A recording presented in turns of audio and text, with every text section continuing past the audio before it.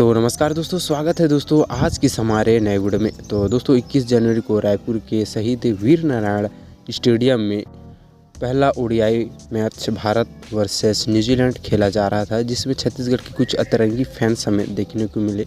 तो दोस्तों इस वीडियो को पूरा देखिएगा। आज की इस वीडियो में आप लोगों को अतरंगी फैंस आप लोग को दिखाने वाले हैं, जिसे देखकर आप लोग को मज़ा ही आ जाएगा। तो वीडियो को पूरा एंड तक देखना और चैनल पर पहली बार आए हैं तो चैनल को सब्सक्राइब जरूर कर लेना।